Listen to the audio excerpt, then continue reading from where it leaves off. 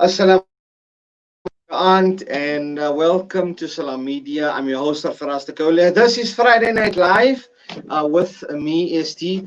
Welcome and thanks for joining me. It's great having you guys on. Hoping you've had a good week. It's been a long week for some. Yeah, well, anyway, it's that time of the week where we, relax, get to chill out and enjoy, our time. That we have and make the most of what we have, cherish each and every moment. And once again, we thank the Almighty, the greatest, the magnificent, the sustainer, the cherisher, Allah subhanahu wa ta'ala, for giving us yet another chance, another Friday, another Jum'ah, for us to obviously gain benefit from. And inshallah, may He grant one and all istiqamah and hidayat. Hoping you are in good spirits and in good health. For those who aren't sure and were wondering where was I, yeah, I mean, I had a flu. It's been a hectic week. Right, Alhamdulillah, with the mercy of Allah subhanahu wa ta'ala. And I've managed to, recover from a flu, back live, back to be here. Missed this place, man. Yeah, thanks and a massive shout out to my fellow co-host who is going to join us a bit later on, Dhakir, for manning the show and handling the fort here. Massive thanks to you. Right, so welcome to those tuning in via Facebook Live and the TuneIn app, and also those on the website on www.salammedia.com/listen-live as well in that regard. For those who are tuning in via the YouTube channel as well, you may click like and subscribe to Salam Media. Yes, we welcome one and all. We're coming to you live every Friday evening between 7 and 9 p.m. right here in our headquarters in Johannesburg, South Africa.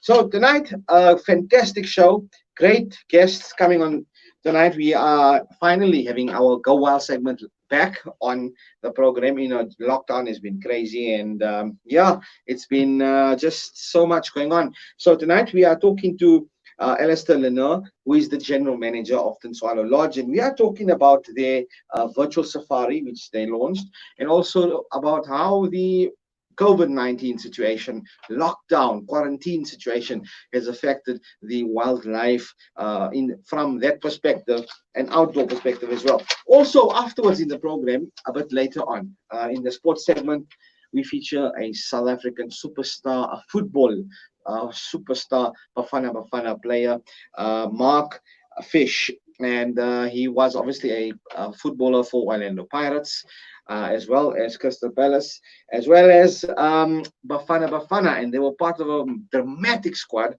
a massive squad, and a magnificent squad as well of football who made us proud and we looked up to as younger players and youngsters as well in that regard. These were icons for us. And we're going to be talking to him about his life. And he's going to be sharing so much with us tonight, regarding football and obviously whether or not this COVID situation, how it's affected the game, and the talent of football in the country as well. Thereafter, in our Men Can Cook segment, it is back in studio. It's so great to have Men Can Cook live right here in a studio with us. Tonight, we are going to be speaking to, obviously, a gentleman by the name of Nadeem Patel, who is the founder of a industry bakery there in Johannesburg, and we are going to be speaking to him. It's also a coffee shop and a cafe and a burger bar. So for those who love those kinds of foods, tune in and stay tuned. We are going to be featuring that and a whole lot more still to come right here. This is Salam Media. We'll be back after this.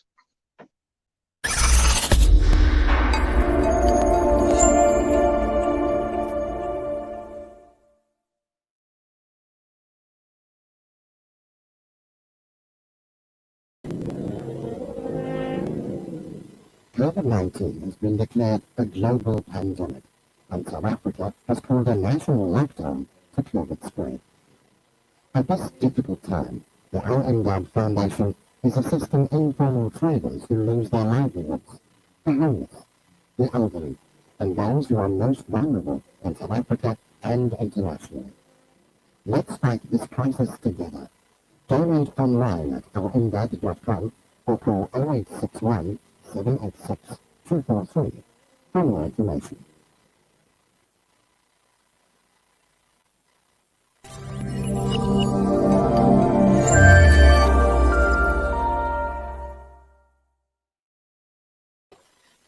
Welcome back to Salam Media. And yes, this is the Go Wild segment for ST, your host tonight. And obviously, it's great to have you with us. Hoping you are in good health. For all of those who have just tuned in, it's just after 7 p.m. on a relatively cooler evening. We've had a bit more colder weekends last weekend, and the weekend prior to that was quite nippy and icy as well. But we make shukr. There are those who are less fortunate than us, so we should always remember those who are less fortunate. Let's open up our hearts. And also, let's not forget the work here of Salam Media and the humanitarian work that is done here and our humanitarian the Salam Foundation. And yeah, so coming up now is the Go Wild segment. We are talking to Alistair Leuner in a moment or so, and he's going to be tuning in with me and talking about the Safari Lodge. You know, the outdoor wildlife perspective of the COVID situation as well, and their virtual safari, which they've launched, something very new, something different, something I've never experienced. I've experienced, the outdoors differently. Many of you as well, the viewers, listeners of Salam Media have obviously been outdoors as well, differently. So yeah, we are welcoming on now Alistair Lenoir, who is the general manager of Tintswalo Safari Lodge. Alistair, good evening and welcome to Salam Media. Hi, Esti. Thank you so much for having me on Salam Media. It's great to have you with us, and thanks for taking the time. Now, I want to talk about obviously safaris and the Tintswalo Safari Lodge in a moment or so, and we'll talk a bit about your virtual safari, etc. But firstly, I want to talk about Alistair Lenoir and like how did you get involved with safari and the wildlife perspective of life and your love for the outdoors. Well, Esti, how it started as a young boy, my dad lived in Namibia on a Mhm, game farm, and he grew up like that, and he brought us up on that, in those game reserves. Spent a lot of mhm, time in the Kruger National Park, and always had okay. a passion for that, and always wanted to be involved in nature and be a part of nature. And been in this industry for about 16 years, and been very lucky to be with the Tintswalo collection for the last 7 years. Yeah. Now, you know, looking at safaris and being involved in the business part of it, right? The passion for it starts with your love for the atmosphere and the environment, um, animals, etc. Now, take us through your involvement here with Tintswalo Safari Lodge.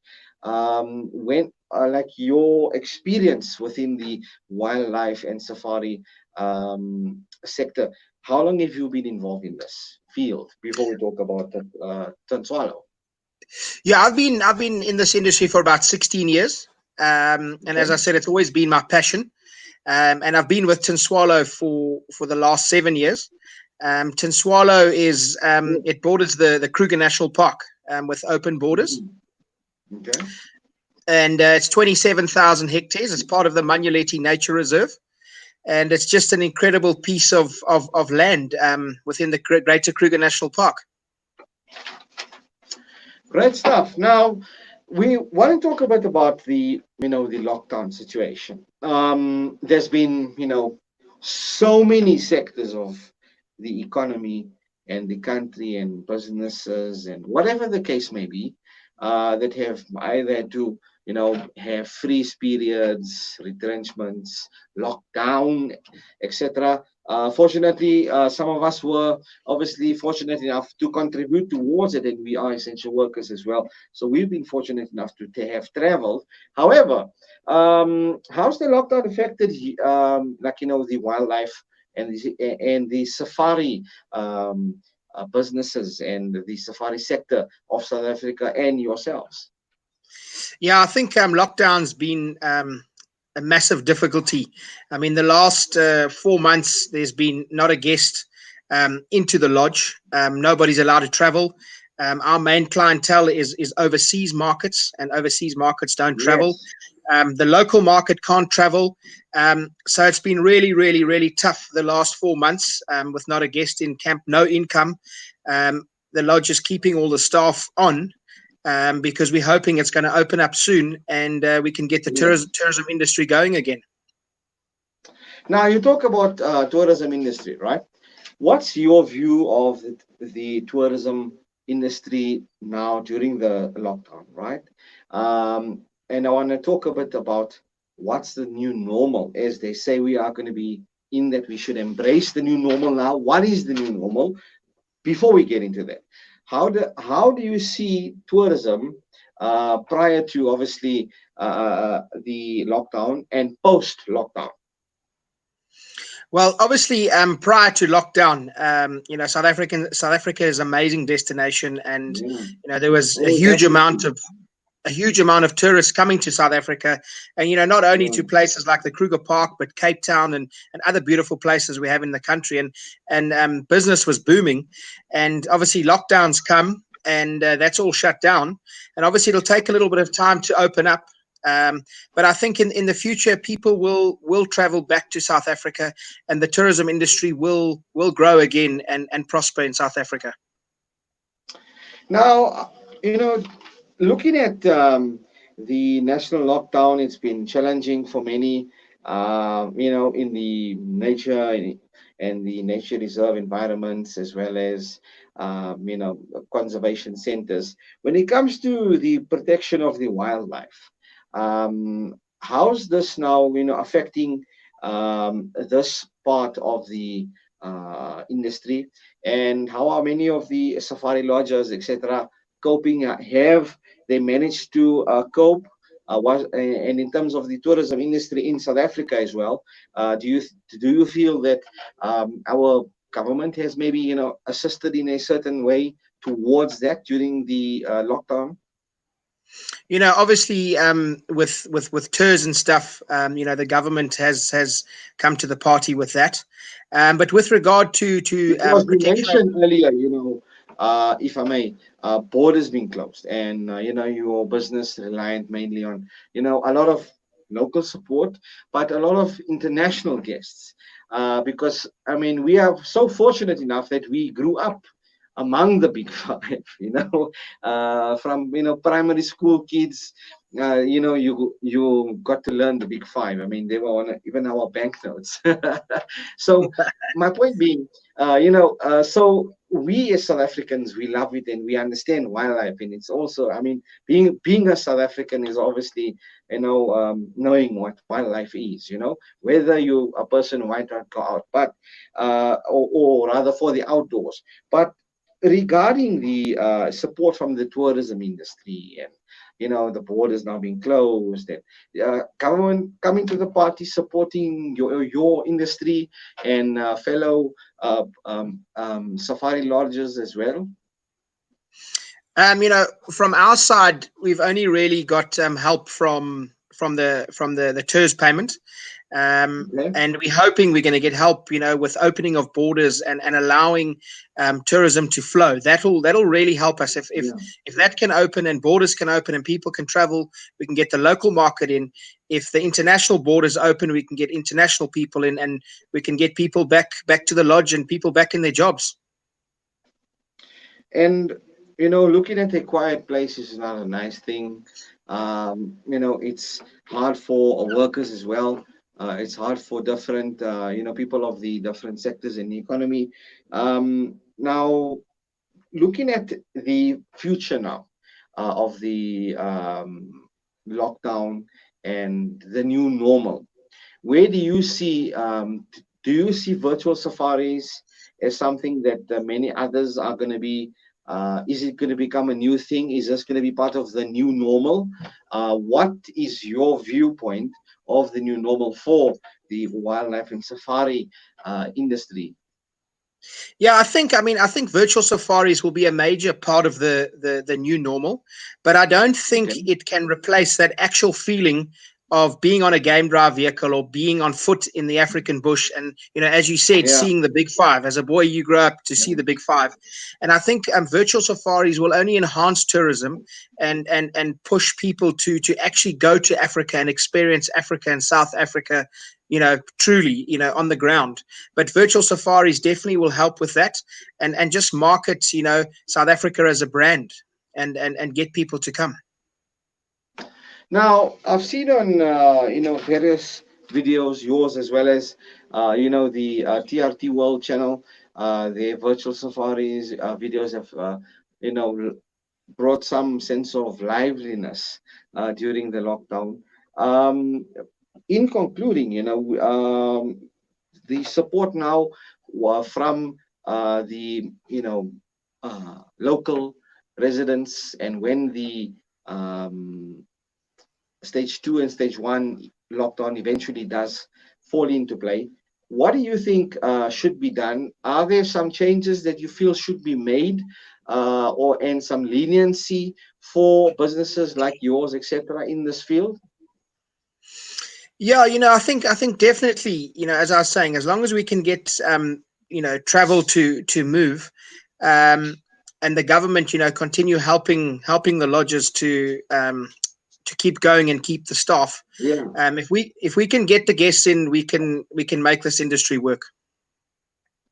No, definitely. I mean, you do need the feet to walk in and out.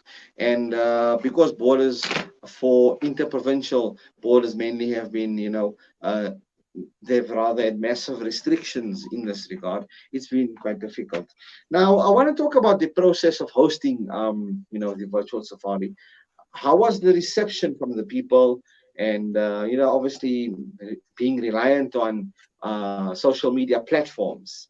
How do you think this has been received in your response? Well, just from Tintswalo's point of view, I mean, we started the virtual Yeah. safari just to keep our guests in touch with us and just show people our brand is still out there. And we didn't realize how big it would actually go. And it's actually gone massive. We've got huge followings. We've got huge amount of media coverage from it. We've got media overseas. So from Tintswalo's point of view, the virtual safari has really grown our brand and made sure we've gone into people's houses who are on lockdown, who couldn't come out, and given them that virtual safari experience to make sure that they can come back to Tintswalo and South Africa. Now, talking about the Rhino Fund, and the support for that as well. Obviously, we shouldn't forget, as South Africans and in support of rhinos, your message for that. Yeah, definitely. I mean, we all know there's a poaching crisis in South Africa. So all the support, that can go to rhinos and other animals is incredibly important. And we as lodges, we've got to support that fully. And without those animals and without rhinos, as you're saying, you don't have a big five. Yeah. And if we don't have the big Yeah. five, why are people going to travel to South Africa? So, we as I would call it ambassadors, the lodges and people and guides for South Africa, we've got to make sure that we support those sort of funds. And lastly, now in terms of the sector for the future for Tintswalo, let's say the pandemic now, we're not sure, we can't predict the future. Presidents and doctors can say maybe 6 months, 8 months, a year and a half, we might have, vaccines, whatever the case is. What is the future looking like for Tintswalo, post Corona and the epidemic that we are facing right now?